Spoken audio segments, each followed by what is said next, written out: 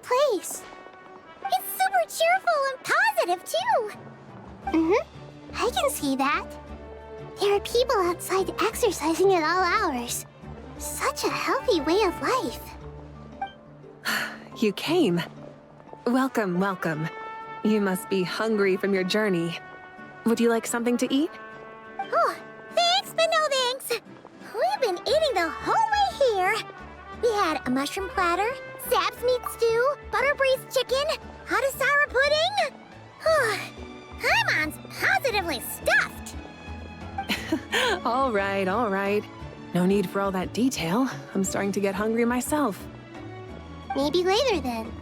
We can wait till everyone's got an appetite. Then I'll head out for a meal together. Sounds like a plan. Let's find somewhere to sit down.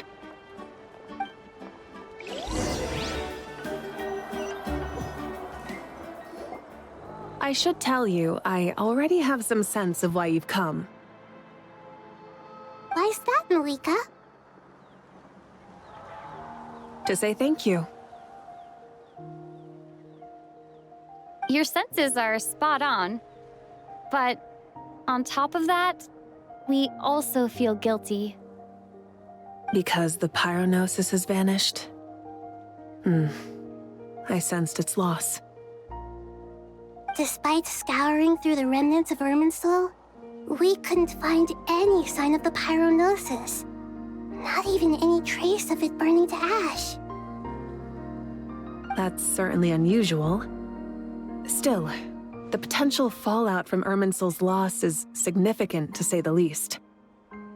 Perhaps the Gnosis's disappearance is simply a knock-on effect of the impact it's had on a certain strand of fate. There's no need to feel guilty. We were clear that this time, there was to be no returning, only giving. Pure and simple. Thank you really is a fascinating phrase. We use it to express gratitude for the smallest of things. Yet, when faced with a kindness too immense to describe, we use exactly the same words. It's not that we lack other means of expression. It's that when we truly need to express our feelings, the simplest and purest words are always the most powerful. You're right. In Natlan, we prefer simple expressions too. Companionship, friendship, support. They might not sound fancy, but the sentiment behind them is sincere. That's wonderful to hear. Sincere feelings are often a vehicle for the deepest wisdom of all. Irminsul's destruction doesn't seem to have done you much harm. I'm glad to see you're doing well. There's still a lot of work to do, but before we begin, we felt it was important to come here and speak with you. Partly to express our gratitude, but also because we felt that seeing you, in a sense, is like basking in warm sunlight. That's a nice way of putting it. I like that. To tell you the truth, though, I'm not a fan of somber meetings. So, since there's nothing more to say, why don't we go bask in some actual sunlight? The weather's beautiful today. What a great idea! Paimon's gonna lie back and soak up some rays.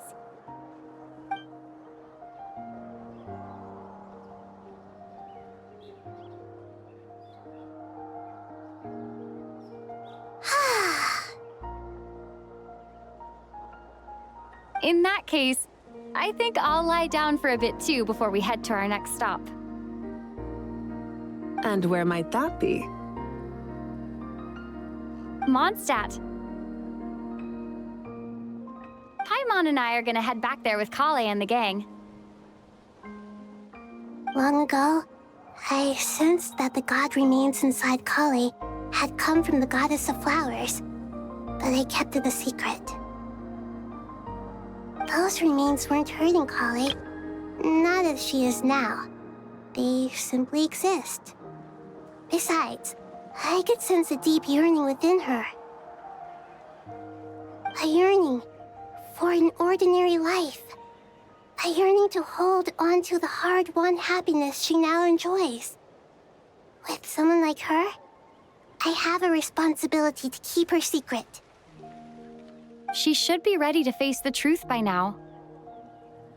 Whenever people meet, there is always the potential to create warmth and kindness. Every child grows up, but even as adults, they are still children in the eyes of certain people. Oh, just like how Paimon sometimes sees Nahida as a little kid.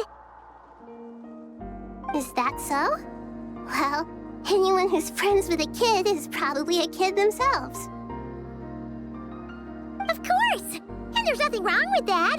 When we get back, we'll actually be hanging out with another of our friends who happens to be a kid. Or more like looking after, in her case. Anyway, we'll always be there to watch out for our friends.